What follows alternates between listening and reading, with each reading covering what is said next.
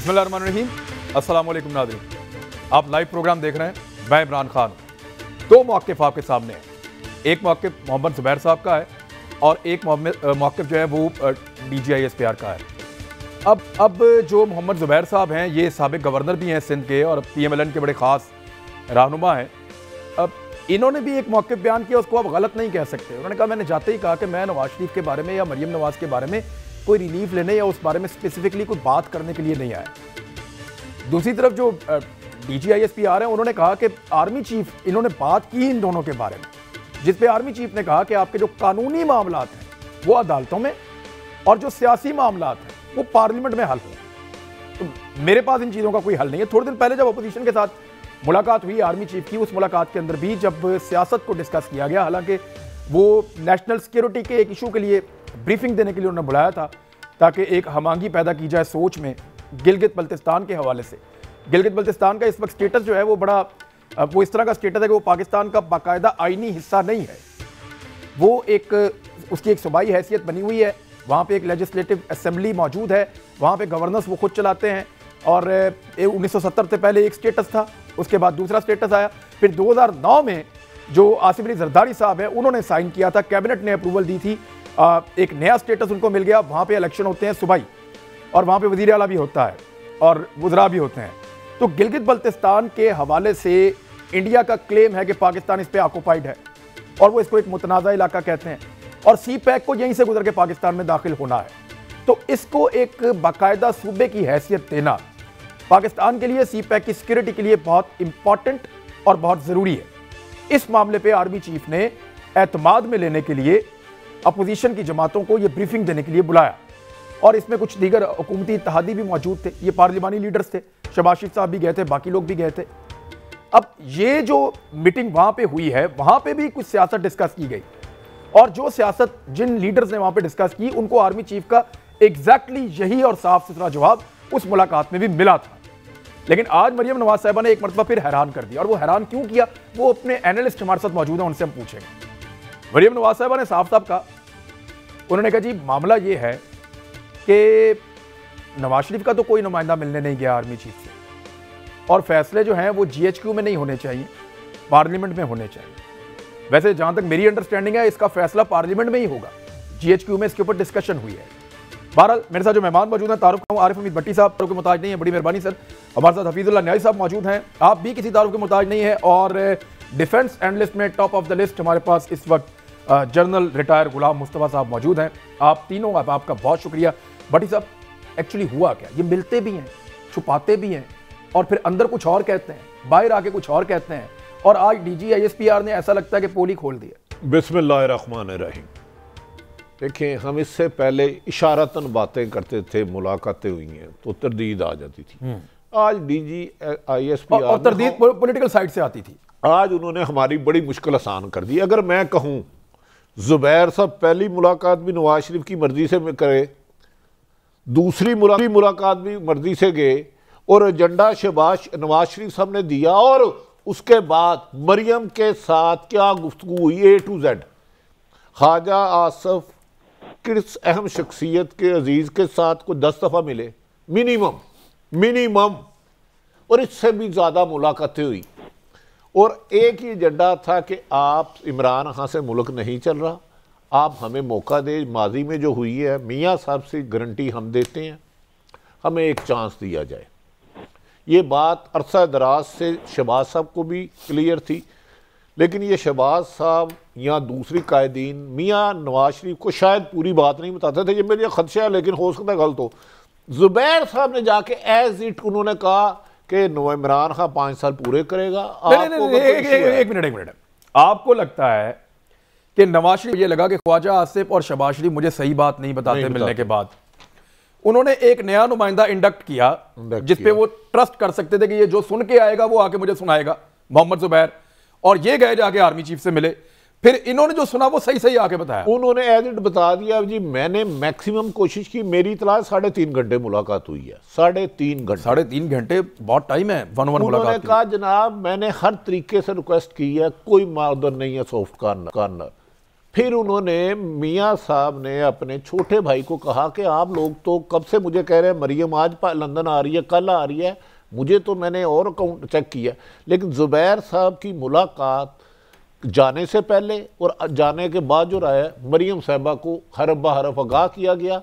उसी के बाद मेरी इन्फॉर्मेशन के मुताबिक नवाज शरीफ साहब ने कहा मेरी बीवी मेरी अदम मौजूदगी में चले गई, मैं अपनी बेटी के साथ अंदर रहा, अब भी मेरे साथ ये ऐसा कर रहे हैं। तो एपीसी में उन्होंने बड़ा कश्तियाँ जला के सारा कुछ बोला। वो अटैक खुदकश हमला अदारों पे था या नहीं था, शहबाज शरीफ पर भी था और आसफ अली जरदारी पर, क्योंकि दोनों की बातें चल रही थी। अच्छा, दोनों के राब्ते थे 100%। लेकिन आर्मी चीफ तो बड़ा क्लियरली कहते हैं कि यार आपका अदालत का मामला जाओ अदालत में जाके करो, आपका मामला अगर सियासत का जाके पार्लियामेंट में करो, मेरे पास क्या लेने आता हो, इस मामले के लिए मैं कुछ नहीं कर सकता आपके लिए। हाँ, मेरे पास नेशनल सिक्योरिटी के इश्यूज हैं, उनके लिए मैं दावत भी दे के बुला लेता हूं। ऐसा ही हुआ ना? नहीं, देखिए आर्मी का काम सरहदों की हिफाजत करना है, उनका काम पॉलिटिकल आदमी कोई हुकूमत बन रही है कोई जा रही है उनका काम नहीं है। गो के ये भी कहा जा सकता है कि हफीजुल्लाह नियाज़ी सब बड़े कुर्बत से देखते हैं कि चेयरमैन सेनेट का जब अदम एतमाद आया तो आर्मी का कोई रोल नहीं था। इमरान खान ने बड़ी दानिशमंदी, हिकमत अमली और हफीज़ उल्लाह नियाज़ी साहब जैसे साहिब इल्म से मशवरा करके उसको टैकल किया, वो 64 को 50 में शामिल कर दिया। ये कोई आम मामूली बात नहीं होती, बंद हो मुट्ठी और चीज़ निकल जाए, ये करिश्मा देख इधर है। ये तो लिहाजा पाकिस्तान में अदारे हमेशा आपको पता है इंडिया बिल्कुल अलग रहते हैं, सियासी लोग सियासी मामला तय करते हैं, शायद इसीलिए। यानी चलें मैं इसको ऐसे ले लें कि एक बड़ा नाम दिया है, क्रॉस लगा दिया है आर्मी चीफ की उस मुलाकात में जिस पे मियां नवाज शरीफ साहब को पता चल गया कि मैं तो बिल्कुल उन्होंने बताया कि आपके बारे में उनकी क्या राय है, उन्होंने क्योंकि क्रिस्टल क्लियर किया कि अदालती मामले उधर करें या पार्लियामेंट में करें, साढ़े कुल ना हो। यहां तक भी कहा गया कि अब नहीं, आप 5 साल। तो शहबाज शरीफ साहब वहां फिर क्या लेने जाते थे? उनको भी तो यही कहा होगा यार। देखें वो व्यवस्था रहे शजर से उम्मीदें बाहर ना तरला ही होता ना यार, भाईजान ताड़ी मेहरबानी देख लो, लगे रहो कि शायद हो ये असल था ना कि देखें कुछ देर के लिए रिलीफ भी मिला, मरियम की जमानत भी हुई, नवाज शरीफ साहब मुल्क से बाहर भी गए। एक मिनट सर, एक मिनट आप कह रहे हैं कि नवाज शरीफ साहब की मर्जी से मरियम नवाज साहबा की मर्जी से मिले।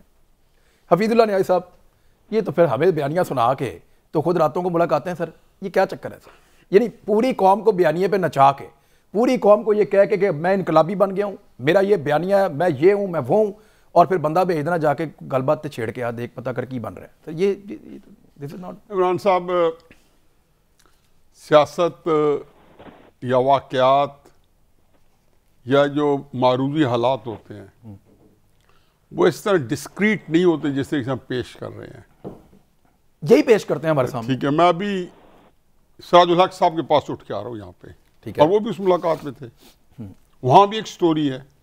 अच्छा, कुछ मिलती है कुछ नहीं मिलती। शेर शीर साहब और शेरी रहमान साहब कल या परसों आमने सामने थी, दोनों ने वर्जन दिया कौम के सामने, दोनों नहीं मिलते थे आपस में। देखिए अब तो जब 5 घंटे 4 घंटे मुलाकात होगी तो बेशुमार चीजें होंगी, अपनी अपनी मर्जी की चीजें निकाल लेंगे लोग। अब बात ये होती है कि देखें सियासत जो है ना वो एक ज़हनी आजमाइश का, मुसाबकत का, मुताबकत का काम है। मैं मिसाल मसला दे दूं कि इस वक्त इमरान खान साहब और अदारे एक पेज पे हैं, जिसका वो खुद चूंकि दावा कर रहे हैं तो मैं मान लेता हूं। अगर इसका मतलब मैं ये समझ लूं कि उनके अंदर कोई तफावत नहीं है, उनके अंदर एक दूसरे को ऊंचा नीचा करने की कोई जंग नहीं छिड़ी हुई, तो मेरा ख्याल है कि मैं ये नेचुरल नहीं है, मुमकिन नहीं। या जाहिल हो सकता हूं। वो हालात होते हैं, मैं और आप भाई हैं और एक दूसरे के साथ दस्तों गिरवा हैं। इसका मतलब ये नहीं है कि भट्टी साहब जो हैं, जो हमारी फैमिली के दुश्मन हैं, जब वो आएंगे तो मैं और आप फिर भी दस्तों गिरवा रहेंगे। अमकानात ये हैं जैसे कि हमारे अफगानिस्तान के अंदर भाई कहते हैं पठान, वो सारे मिल जाते हैं जब वो बाहर से आता है, ठीक है, अंदर से हो जाते हैं। देखिए असल इस वक्त जो स्ट्रेंथ्स और वीकनेसेस क्या है, इस वक्त मुल्क के जो अवाम है ना 22 करोड़ लोग, उनको आपने गिनना है या उनको गिने बगैर पाकिस्तान को लेकर चलना है? जाहिर है गिनना है। क्योंकि उसी के लिए हमने जमहूरियत लेके आए, उसी के लिए हमने वोट कराया, उसी के लिए आर्मी चीफ साहब ने और DGI-SPR ने कल स्टेटमेंट दिया है कि हमारा सियासत अलग नहीं, यानी कि ये लोगों का एक अपना किया धरा है, जिसको अलर्ट कर दें जिसको ना करें। जब ये बातें मान ली गई तो सारे लोगों ने एक स्टैंड लिया हुआ है। इनके अंदर कुछ लोगों ने तहरीक इंसाफ की हमायत की हुई है, उससे चंद कम लोगों ने मुस्लिम लीग की हुई होगी। ठीक है, इन लोगों की राय के सामने आपको उसके मुताबिक बनानी होती है। एक बात पहले जेब में रखें कि नवाज शरीफ की तकरीर का क्या बैकग्राउंड था, क्या उसके अम्माबाद मसाइल होंगे। एक बात रास्ते हो गई है कि नवाज शरीफ की तकरीर ने जो उनके चाहने वाले हैं, जो उनको मानने वाले, जो उनको वोटर है, जिसे आप, मैं और भट्टी साहब शायद शामिल ना हो, वो अपबीट है, वो चार्ज अप है। उनके एक हर तरीके साहब वो काम करेगी तो वोटर उनका वोट। अब मेरी बात है, तकरीर तो निकल गई ना सर, 20 मैं कंक्लूड कर रहा हूं ना। अब इस तरफ आ जाए कि अब मोहम्मद जुबैर को भी भेजते हैं और तकरीर भी करते हैं। बात ये कि हमारी एस्टेब्लिशमेंट की तरफ से जो बातें आ रही हैं, पाकिस्तान के लोग उस पर यकीन करने पर पूरी तरह तैयार नहीं है। खराबी लोगों में होगी, उनकी बातों में नहीं होगी। और एक दूसरे को नीचा दिखाने के लिए जो कर रहे हैं, गुर इस्तेमाल कर रहे हैं, अगर तो उससे ये समझते हैं कि लोग मुतासर हो जाएंगे और कन्विंस हो जाएंगे और अपनी राय चेंज हो जाएंगी, क्योंकि मतमा नजर है कि लोग चेंज अपनी राय चेंज कर लें। अब एक बात जिसके बारे में पता है कि सिविल लाइनिंग ये है कि गिलगित बल्तिस्तान पे इसको सूबा बनाने के लिए काम किया गया। आया गिलगित बल्तिस्तान को सूबा बनाने, itself it bone of contention है। उससे मेरी क्या राय है, क्यों बने? बता 70 साल से वो हिंटरलैंड थी, क्यों इलाका गैर था, वहां से सीपैक नहीं गुजरता था, या आज सीपैक गुजर है। सीपैक जब 2014 में प्लान हुए, 2013 में हुए, 2003 में हुए, 5 हुआ, तो क्या इनकॉर्पोरेट नहीं था? क्यों कर रहे हैं आप बताएं, क्यों कर रहे हैं आप? मैं ये समझता हूं कि कोई पाकिस्तान के अंदर, मुझे तो यूं लगता है कि जैसे कई बैन अवी कुव्वतें हैं, कई बैन अवी शोरशें हैं जो हमें घेर रही हैं, और हो सकते हैं अपने दिमाग है उससे मुकाबला करो। इंडिया ने जब 3 देखो, इंडिया ने 1966 इसका एक सेकंड, ये दिफाई मामला जरा जनरल साहब से, जनरल साहब देखें, इसमें 2 राय है। ये दिफाई मामला नहीं, ये नहीं मामला है सर। एक दिफाई मामला बाद में आएगा, ये नजरियाती मामला करूंगा ना सर। पाकिस्तान के जुग्राफिया का मामला। गिलगित बल्तिस्तान के अवाम पिछले 70 साल से, मैंने यहाँ पे बहुत ट्रेवल किया है, मैं 70 साल का तो नहीं हूं, लेकिन ये 70 साल से उनका मुतालबा है कि आप पाकिस्तान का आईनी हैसियत में इसको सूबाई स्टेटस दें और पूरे हकूक इस इलाके को दें। कश्मीर के लोग ये नहीं मानते। कश्मीर वालों का ये कहना है कि ये शुरू से कश्मीर की रियासत के अंदर आता है, ये कश्मीर का हिस्सा है। हालांकि फैक्ट मैंने जब चेक किए थे तो इसके कुछ एरियाज जो हैं वो डोगरा रियासत के अंदर आते थे और कुछ जो हैं वो इंडिपेंडेंट रहे हमेशा से। अब गिलगित बल्तिस्तान के लोगों की ख्वाहिश थी कि इसको शामिल किया जाए। पाकिस्तान इसलिए नहीं करता था कि अगर कभी भी इस्तिस्वाबे राय हुआ तो उस सूरत में ये जो 10 लाख वोट यहां से आएगा, ये बहुत बड़ी एक कीमत होगा उस इस्तिस्वाबे राय में, और यहां से ये वोट पढ़ के कश्मीरियों को फायदा हो सकता है, और कश्मीरी इसीलिए चाहते हैं कि ये अलग रहे।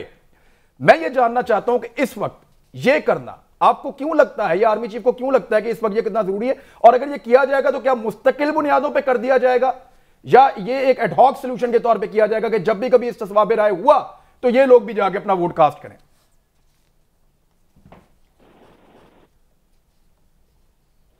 देखिए, ये कोई इतना बड़ा मुहिम्मा नहीं है जो सॉल्व ना हो सके। अगर हमने 70 साल तक कोई काम नहीं किया तो उसका ये मतलब नहीं है कि हम और भी ना करें। देखो मसला क्या है, सीपैक वहां से गुजर रही है, और कल और खुदा न खासा इस चीज देखिए भारत ने बारहा इस चीज का क्लेम किया। मैं तो शुरू से लिख रहा हूँ, जब अगर उनको ये हमने मकबूजा कश्मीर हजम करने दिया तो नेक्स्ट डे पे पाकिस्तान आएंगे। उसकी वजह सिर्फ उसका टाइम नहीं है। आपके लिए इतना ज्यादा मुश्किल नहीं है। 27 अक्टूबर 1948 पे जब ये साइन हुआ है, सो कॉल्ड जो जाली डॉक्यूमेंट है नहीं है इंस्ट्रूमेंट, उस दिन जो स्टेटस है वो आपको बड़ा वाज़ेह हो जाएगा, उसी स्टेटस पे काम करेगा। बस ये है कि आप इसको अगर बना लेते हैं और किसी स्टेज पर दोबारा ये रेफरेंडम की बात आती है, लोगों से उनका राय पूछा जाता है, तो कुछ शामिल किया जा सकता है। थोड़ी सी आपकी ऑडियो को हम बेहतर कर लें ताकि सुन भी सकें बेहतर तरीके से। मैं ब्रेक के बाद आपके सामने रख दूंगा, लेकिन एक फैक्ट बता दूं जाते जाते, 1993 में जो आज़ाद कश्मीर की हाई कोर्ट है उसने इसको अपने एक फैसले के जरिए से आज़ाद कश्मीर में शामिल कर दिया था। लेकिन गिलगित बल्तिस्तान के लोगों ने शदीद एहतजाज किया और फिर सुप्रीम कोर्ट ऑफ पाकिस्तान ने इस फैसले को क्वाश कर दिया था। वहां पे जाके क्वाश हो गया। बहरहाल एक ब्रेक ले, वापस आते हैं, जनरल साहब से बात शुरू करेंगे। वेलकम बैक नाज़रीन। जनरल साहब, आप कह रहे हैं छोटा इशू है, ये कोई इतनी बड़ी बात नहीं है, एक काम अगर 70 साल से नहीं हुआ तो अब कर दें, कोई मसला नहीं है। लेकिन सर कभी किसी कश्मीरी रहनुमा से आप पूछें तो वो ये कहते हैं कि इस्तिस्वाब राय का मामला है, अक़वाम मुत्तहिदा की करारदादों का मामला है, अगर अभी आप ये करेंगे इसका सलूशन किस तरह का निकलेगा? ये आरजी नौयत का होगा, मुस्तकिल नौयत का होगा? क्योंकि जब भी कभी बैनुल अक़वामी सतह के ऊपर कश्मीर के अंदर इस्तिस्वाब राय का बंदोबस्त किया जाएगा तो ये वोट आपके बड़े कीमती हो सकते हैं। जी डेफिनेटली, देखिए कोई इतना सादा मसला होता तो हो जाता है, लेकिन आज की जरूरत क्यों महसूस हो रही है वो हमें समझना चाहिए। एक तो ये कि भारत की नजरें हैं और वो किसी वक्त भी शरारत कर सकता है। अगर वो लाइन ऑफ कंट्रोल के या आजाद जम्मू कश्मीर में या खुदा न खास्ता गिलगित बल्तिस्तान में कुछ करता है तो वो इंटरनेशनल बॉर्डर क्रॉस नहीं कर रहा। और अगर ये किसी तरीके से पाकिस्तान इसको अपना जिस तरीके से हमने सियालकोट का इलाका किया हुआ कुछ कर लेता है ऐसे, तो उस वक्त आपको उसको रिस्पॉन्ड करने के लिए और इंटरनेशनल ओपिनियन की अपनी तरफ मोल्ड करने के लिए एक और तरीका आपके साथ आपके पास एक बहुत बड़ा हथियार होगा। दूसरा ये कि इसको होना चाहिए या नहीं होना चाहिए। देखिए, आपको इसके लिए काम करना पड़ेगा। फॉरेन ऑफिस को पहले दुनिया को इसके लिए तैयार करना पड़ेगा, और दुनिया में तैयार करने के लिए आप जरूरी नहीं है कि आप सिर्फ भारत और अमेरिका की बात करें, और बहुत से मुल्क हैं जिनको आप साथ मिलाकर ये एक खास कंडीशनल आप भी काम कर सकते हैं और ये कर देना चाहिए। और अगर ये आप नहीं करते ये आप इसमें, तो देखिए ऑलरेडी वहां पर रेस्टिवनेस बहुत ज्यादा है ये, और जिस तरीके से पाकिस्तान की सुप्रीम कोर्ट ने पहले फैसला दे दिया हुआ है, और सुप्रीम कोर्ट ने भी किसी बेसिस पे फैसला दिया था, क्योंकि हम इसकी अगर बुनियाद रखें, क्योंकि हम जब इसकी तारीख पे जाते हैं तो कोई इसको तारीख आज से 200 साल पहले की लेता है, कोई आज पाकिस्तान बनने के बाद की 50 साल बाद की तारीख लेता है। आपके लिए एक बॉटम लाइन मुकर्रर कर लें कि जो स्टेटस था हमारे पास इन लोगों की अपनी एफर्ट के बाद, क्योंकि ये आप मत भूलिए कि किसी और ने नहीं, ये गिलगित बल्तिस्तान के अपने लोगों ने खुद बाकायदा लड़के डोगरा को यहाँ से निकाला था, इसको यहाँ से। और ये इसको दोनों को अगर आप देखते हैं 27 वो अपनी मर्जी से भारत के कंट्रोल में गए थे और ये अपनी मर्जी से पाकिस्तान के कंट्रोल में आए थे, ये ठीक है जी भाई, इन्होंने लाइन ड्रॉ कर दी थी उस दौर में। जी तो इसलिए उनकी जो बातचीत है इसको हम आम मिला के बात ना करें। हम अपने जो सियासी हमारी सोच है ना, मसला ये है कि हमने एक नेशनल इशू को अपने अपने जो सियासी प्रेजेंस है उससे देख रहे हैं इसमें। तो किसी को फायदा ये नजर आता है अगर ये इलेक्शन पहले एक पार्टी जीती हुई है और अगर हो जाता है कोई दूसरी पार्टी इलेक्शन जीत जाएगी और ये जीत जाती है तो वहां से, तो ये मसले हमारे लिए बहुत बड़े हैं। हमारे लिए हमें ये चाहिए कि हम जब हम नेशनल लीडरशिप हमारी बैठती है तो फिर इसको आप नेशनल इंटरेस्ट के प्रिज्म से देखें कि क्या पाकिस्तान को इसमें फायदा है, अगर है तो कर देना चाहिए। इधर एक सवाल पैदा होता है जनरल साहब, इधर एक सवाल पैदा होता है। ये भट्टी साहब मेरे सामने मौजूद है इस वक्त, ये जो एलामिया था इनका पाकिस्तान डेमोक्रेटिक अलायंस का, इसका जो नुक्ता नंबर 14 है ना, उसके अंदर 14th पॉइंट में इन्होंने ये मुतालबा किया कि गिलगित बल्तिस्तान में फेयर एंड फ्री इलेक्शन करवाने के बाद उसका जो मामला है ये लीगल स्टेटस वो तब्दील किया जाए। अब इसके ऊपर जब ये जाते हैं मीटिंग करने के लिए, वहाँ पे होती है पॉलिटिक्स, और जब ये बैठते हैं अपनी पॉलिटिक्स करने के लिए तो वहाँ पे ये कहते हैं कि ये ठीक है, ये होना चाहिए। वहाँ के लोग भी ये कह रहे हैं। खराबी कहाँ पैदा होती है कि जो मीटिंग हो रही है लॉ एंड ऑर्डर के ऊपर नहीं हो रही, पॉलिटिक्स के ऊपर नहीं हो रही, बल्कि इंटरनेशनली जो पाकिस्तान की सूरत हाल है उसको देख के आपकी दिफाई मामला के ऊपर हो रही है। वहाँ पर जब आप पॉलिटिक्स को इंडक्ट करेंगे तो ये बदमज़गी तो होगी सर। देखिए, मेरे ख्याल में जो आज कल भी हो रहा है, एक अस्करी क़यादत का नाम ऐसी चीज़ों में आना ही नहीं चाहिए। पॉलिटिकल फैसले हैं, इन्हें हुकूमतें इतनी इंडिपेंडेंट होनी चाहिए, उन्हें अपना वज़न ख़ुद उठाना चाहिए। 2 साल के इमरान खान साहब हो गए हैं, अब उन्हें उसके पीछे अस्करी क़यादत के पीछे नहीं छुपना चाहिए, उन्हें कंट्रोवर्सी नहीं करानी चाहिए। ऐसे मामला आप असम्बली में तय करें। वो भाई, ये भारत हमारे सर पे चढ़ा है, चीन पैक आर्मी ना हो तो बन ही नहीं सकता। आप क्यों उन्हें बीच में घुसा रहे हैं? आप उन्हें अलग रहने दें। मैं इसमें नहायत अफसोसनाक जिस तरफ ये काम चल रहा है, मैं आगे बहुत ख़राब देख रहा हूँ। देखिए, अदारे हमेशा मुल्क के होते हैं, किसी एक जमात के नहीं होते। कोई भी अदारा, ठीक है, इंश्योरेंस ले ले, ज़राअत ले ले, नियादी सा वाला कोई अदारा ले ले, इससे हमें सियासत को अपनी आर्मी एस्टेब्लिशमेंट से अलग कर देना चाहिए। ठीक है, अगर नवाज शरीफ पे केस हैं तो नैब में जाएं, उसको फेस करें। तो वही तो कहा DGISPR ने कि जी आप अदालत जाएं, पार्लियामेंट में जाएं। क्लियर कर दिया उन्होंने, कहा मेरे पास हमारे पास। मैं गिलगित बल्तिस्तान के इशू पे मैं जरा इस पे क्लियर कर दें। गिलगित बल्तिस्तान का इशू जो है वो पाकिस्तान की कौमी सलामती का मामला है, पाकिस्तान के फ्यूचर का मामला है, CPEC का भी मामला है। आपको पता है इन चीज़ों में पाकिस्तान की जो इंस्टीट्यूशन है वो बड़ा हसास है एस्टेब्लिशमेंट में। इस मामले पे इंस्टीट्यूशनल इनपुट देने का भी उनको हक है या नहीं है कि हम आपको बुला के बताएं कि एक्चुअली ये क्यों जरूरी है। देखिए, बदकिस्मती ये है कि आप इंस्टीट्यूशन के लिए, पाकिस्तान के लिए मुझे बुला रहे हैं। हाँ। मैं साथ ही करना, सर मेरे केस से दो मुका दो। ये तो मेरी यही चीज मैं आपसे, मेरी बदकिस्मती है ना कि मैं अपने मुफाद पर, मुल्की मुफाद पर, अपने मुफाद को तरजीह दे रहा हूँ। वो कोई भी करे, कोई एक सियासी जमात मुझे उसके नाम से नहीं गर्द, कोई भी करे। आप जब नेशनल इशू होते हैं जिस पे मुल्क की सलामती हो या मुल्क की सर्वाइवर हो, उधर तो आप अपने ज़ातियात को हमेशा माइनस करते हैं, लेकिन हमारे ऐसा नहीं हो रहा। नहीं, फैटअप के ऊपर आपके प्राइम मिनिस्टर ने कहा, फैटअप पे आपके प्राइम मिनिस्टर ने कहा कि जनाब मैं इनको फैटअप पे बुला रहा हूँ, ये मुझे कह रहे हैं जी अब नैब पे बात कर लें।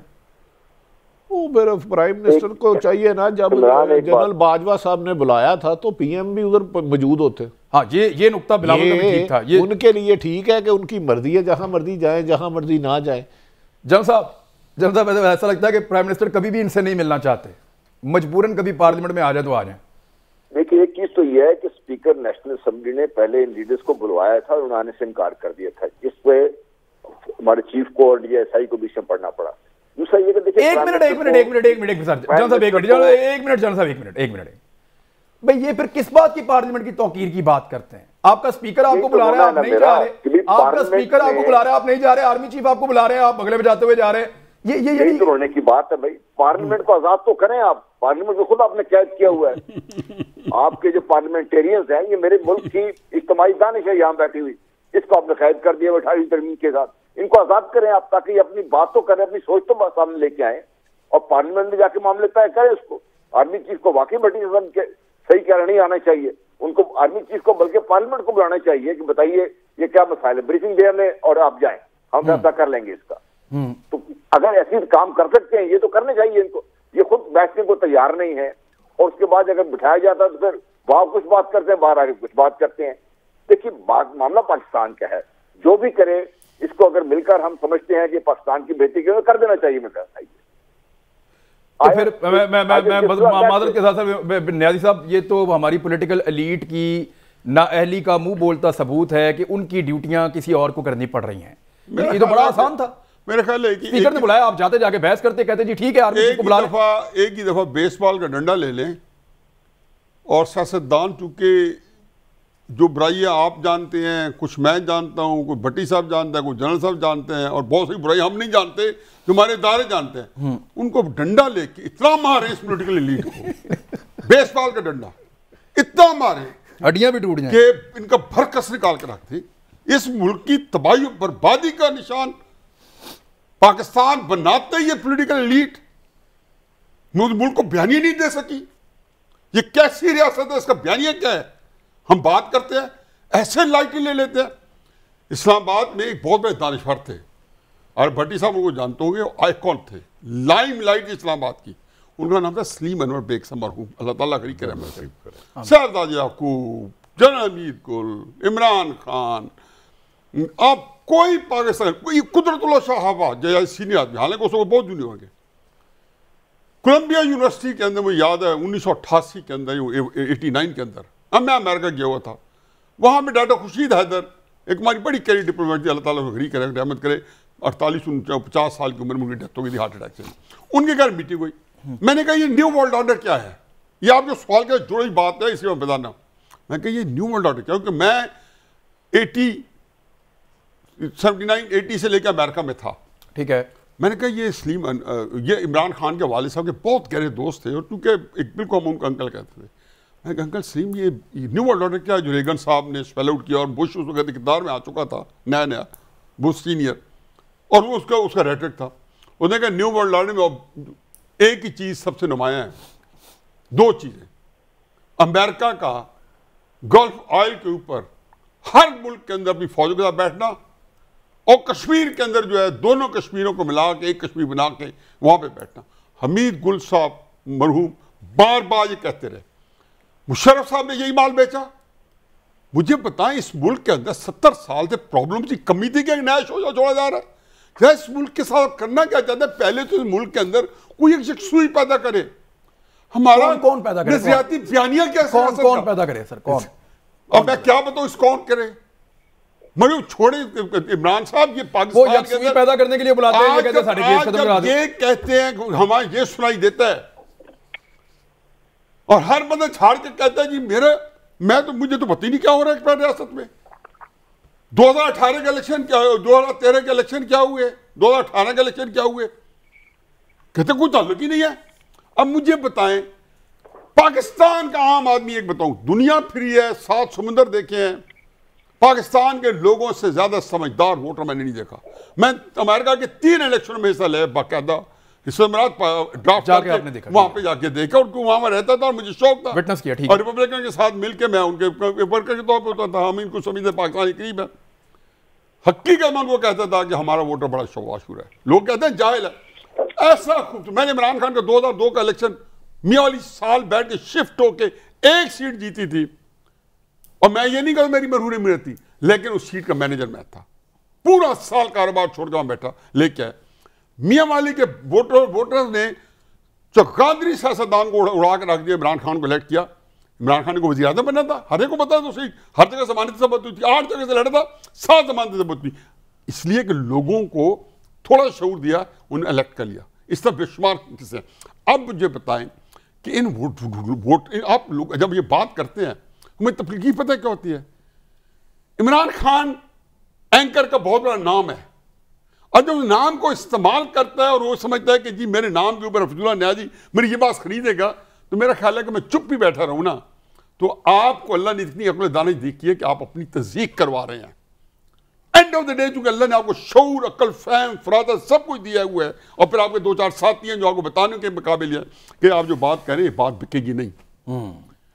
आपने ना नवाज शरीफ को मुतमईन करना है, ना जरदारी को, ना इमरान खान को। जो काम करने पाकिस्तान की अवाम को मुतमईन करना, मुझे मैं कह दूं इस सूबे को पाकिस्तान की अवाम को मुतमईन करके दिखा दे।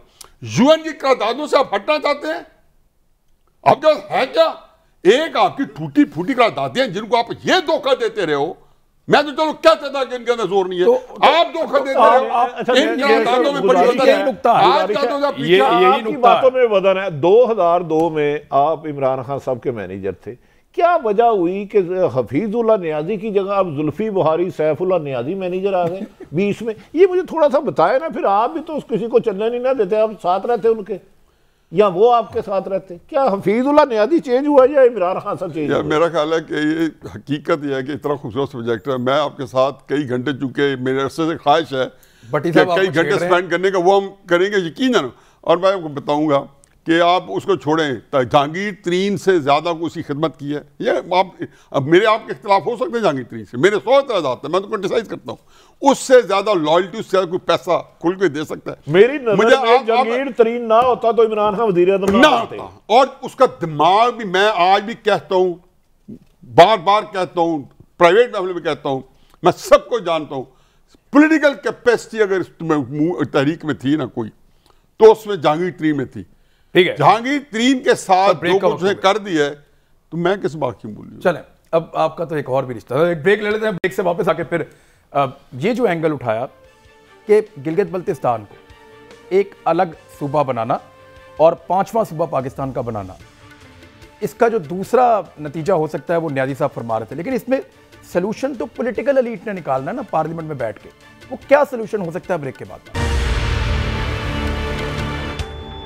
वेलकम बैक नाजरीन। अब भट्टी साहब, मामला ये है कि चलें, ये एक बारीक किस्म का नुक्ता है। इस मामले पे इंडिया भी हसास है, चीन भी हसास है, पाकिस्तान भी है, और सबसे ज़्यादा हमारे लिए मोहतरम और मुकद्दम जो हैं वो वहाँ के लोग होने चाहिए जो गिलगित बल्तिस्तान के रिहायशी। और इसको बड़े कैनवस में देखें तो कश्मीरियों का कॉज भी हम ख़त्म नहीं कर सकते। किसी वक्त भी अगर इस्तिस्बाब राय होता है तो ये इंपॉर्टेंट, इसको मुस्तकिल नौयत का तो नहीं कर सकते। अब पार्लियामेंट का काम है कि इसमें कोई ऐसा रास्ता निकाले कि आपका CPEC समेत आपकी बाकी सारी चीज़ें सिक्योर भी हो जाएं, और साथ में ये जो कश्मीर का एक स्टेटस है वो भी जब कभी जिंदा हो मामला, तो उसके अंदर भी आर्मी चीफ ने ये पॉलिटिकल क़यादत को इसीलिए बुलाया था कि आप सिर्फ इस एजेंडे पे रहे, इनका फ्यूचर क्या हो, इसे कैसे टैकल करें। बदकिस्मती है वहाँ जाकर कोई अब्बू बचाए, कोई चाचू बचाए, कोई हुकूमत बचाए चल पड़े। उनके बुलाने का मकसद सियासी गुफ्तगू करना नहीं था हरगिज़। तो फिर अकेले अकेले मिले ना इनको, ये तो इकट्ठे होकर सारे, तो फिर यही खिचड़ी पकेगी। देखिए, एक आप किसी नेक मकसद के लिए बनाते हैं, बड़ी बदकिस्मती है मेरे ख्याल में ना। अब सियासत को अदारों से बिल्कुल अलग कर देना चाहिए, ये मुनासिब मुल्क के लिए नहीं है, किसी भी कीमत पे बेहतर नहीं है। इमरान हाँ 50 साल पूरे करे, 5 साल करे, कल अदम एतमाद आ जाए। अदारों का वक़ार, मुल्क की सलामती, अदारे एक पार्टी के नहीं होते। तो हमारे सियासतदानों को आपस में कोई लड़ता लड़े, लेकिन गिलगित बल्तिस्तानिया और कश्मीर इस इशू पे एक तो होना होगा, वरना बड़ा खौफनाक भारत हमारे सामने खड़ा। किसी ऐसे सोल्यूशन के साथ आना पड़ेगा सर, इस इशू पे आ जाएं, और वो आपको पता है कि सियासतदान ही कर सकते हैं, उनके अंदर ये विजडम है, और वो मिलकर जब बैठेंगे तो वो दुनिया की मिसालें सामने रखेंगे और कोई अच्छा फैसला निकालेंगे जिससे दुनिया को भी जवाब चला जाए और मामला भी हल हो जाए। तो ये तो पॉलिटिकल एलीट की अब रिस्पॉन्सिबिलिटी है, और उन्होंने अपने अपोजिशन ने तो अपने एजेंडे में शामिल कर दिया, हुकूमत को सिर्फ उनके साथ बैठना। मैं भट्टी साहब की बात से बिल्कुल मनोआन इत्तफाक करता हूँ, उसमें इतना इजाफा करता हूँ, मेरे लिए लम्हा फिक्रिया भी है, बल्कि मैं कहता हूँ मेरे लिए साने है कि दायरे के बारे में गलत या सही ये तासुर नहीं होना चाहिए कि पाकिस्तान की 2 सियासी जमातों में एक सियासी जमात के, किसी सियासी जमात के वर्कर और कारकुन ये समझे कि दायरे जो हैं वो उनकी मुखालिफ सियासी जमात के साथ सियासत में उनकी मदद दे रहे हैं। मैं गलत या सही में नहीं कह रहा हूँ, मैं कह रहा हूँ ये तासुर असल में होता है कि जो परसेप्शन होता है वो हकीकत से, जैसे वो कहते हैं ना, कि ज़्यादा स्ट्रॉन्ग होता है। दूसरी बात यह है कि मेरी बात जो है एक सुन लें और अपने तौर पर इसको बहस के लिए नहीं रखें। नवाज शरीफ और मरियम नवाज पूरी मुस्लिम लीग खड़ी भी हो गई ना, तो वो गिलगित बल्तिस्तान को सूबा बनाने के लिए इस पे कैपिटलाइज करेंगे। मैं ये नहीं समझता हूँ कि वो कुछ जेन्युइन सिंसियरली करेंगे। उनको ये पता है कि ये एक ऐसा पॉपुलर स्लोगन है, जैसे भुट्टो साहब ने ताशकंद के अंदर 100% एग्री करके देखा कि मैं इससे कौम के सेंटिमेंट से खेल सकता हूँ। मरियम नवाज ने आज जो कहा है, ये एक, इसको समझेंगे छोटा सा, तो जो लाहौर में कहते हैं थोड़ी बहुत समझे, एक इशारा है। उनको जो सियासत नवाज शरीफ साहब ने एक कोर्सिव किस्म की कर, जिसको कहना डंका बजाया है, उसको जब लगा खाता है कि वो इश्यू उसको को मिले और ये उसको हलवे की तरह इश्यू दे देंगे, बाद में पता चलेगा कि पाकिस्तान के हक में या मुखालिफ। मैं तो समझता हूँ पाकिस्तान के इंतहाई मुज़र है, इंतहाई ख़तरनाक है, और हमें ये ना बताएं कि हमको अक्लमंद मुझसे हमसे ज़्यादा पाकिस्तान में या पाकिस्तान के जोग्राफी में कोई बता दे कि ज़्यादा है। और उसके मैं पाकिस्तान को पूरे का पूरा हज़म किया हुआ है आज़ादी की तहरीक और सारे हमारे कायदीन, हमारे बाबा, जितने हमारे फाउंडिंग फादर्स थे, कि आज तक इस मुल्क के अंदर जो है इस तरह की चीज़ के रियासत पाकिस्तान के बुनियादी जो बुनियादी बयानियाँ है, उसके ऊपर पाकिस्तान के लोग का कोई कंप्रोमाइज़ नहीं करेगा। और पब्लिक जो है वो इमरान की पब्लिक इमरान के साथ जाएगी,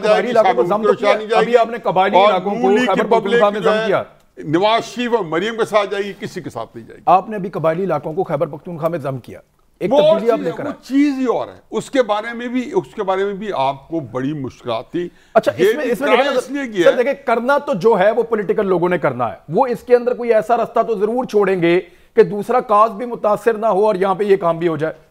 देखें जी, पॉलिटिकल लोग जो है ना, आप ये देखें या कंप्रोमाइज कर अब भी उनको पॉलिटिकल लोग जो है ना, उनको मिसरीड किया करें कभी ना अंडरएस्टिमेट। मैं ये नहीं कहता कोई अफलातून है, लेकिन हकीकत ये है कि जब सियासत में ट्रांसलेट होती है ना, तो इमरान खान हो या नवाज शरीफ हो या बिलावल हो, एवरेज लोग होंगे, इदारों के बड़े से बड़े चौगादरी से ज़्यादा उनका दिमाग काम करेगा। ये मैं ये समझता हूँ कि इस बारे में मुझे कोई रॉकेट साइंस नहीं चाहिए समझने। मुझे अब फाइनली इनका दिमाग होता है। जनरल साहब से फाइनली, जनरल साहब 1 मिनट में आप कंक्लूड कर दें, मुझे बताएं कि देखें, जब पीपल्स पार्टी का दौरे हुकूमत था तो तब एस्टेब्लिशमेंट पे इल्ज़ाम लगता था कि ये उनके साथ खड़ी है। जब नून लीग का दौरे हुकूमत था तो तब पीपल्स पार्टी और पीटीआई को लगता था कि एस्टेब्लिशमेंट के साथ मिली हुई है।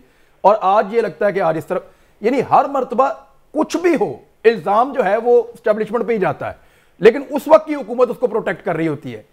What is this sir? ये ऐसे ही चलेगा?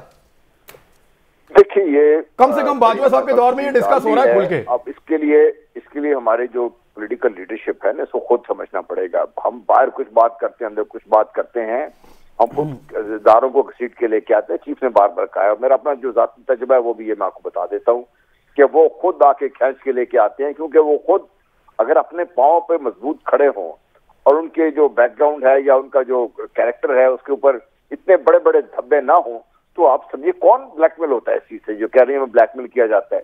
ब्लैकमेल कौन कर सकता है इसको ऐसे? देखिए दूसरी चीज ये है कि हम अपना जब समझते हैं ना कि हमारा वेट हमें कहाँ फायदा होगा, हम तो जाके बैठ जाते हैं कुर के। अगर फौज के साथ चीफ ने कह दिया ना, ख्वाजा आसिफ ने मुझे फोन कर दिया, भाई इलेक्शन कमीशन का काम है, चीफ को क्यों फोन कर रहे हैं? यही नून लीग वाले कह रहे हैं ना, जो टेररिज्म के खिलाफ बात हो रही है सारे। देखिए हम बाहर कुछ करते हैं, अंदर कुछ करते हैं। एक तो पहले ये खुद अपने साथ सिंसियर हो, अपनी पार्टी में ये इलेक्शन जो है ना वो इलेक्शन करवाएं, जमहूरियत वहां लेके आए। मुझे सुबह शाम जमहूरियत का दर्द देते रहते हैं, अपनी पार्टी में किसी में कोई जमहूरियत नहीं है। अगर आप सिर्फ अपनी पोजीशन के बाद से आपको लीडरशिप मिल रही है तो उसका रिजल्ट तो ये होगा जो आप सामने देख रहे हैं। ठीक है, खत्म हो गया मेरे पास, लेकिन ये अपनी पार्टीज में तो ये तब लेकर आए ना जमहूरी कल्चर, जब पिक एंड चूज ना हो रही हो और ये तय ना किया जाए कि आइंदा कौन सा पाकिस्तान के अंदर खानदान जो है वो लंबे अरसे तक हुक्मरानी करेगा। ये भी तो पिक एंड चूज होती है ना। अब तक के लिए इतनी अपना ख्याल रखिएगा। अल्लाह हाफ़िज़।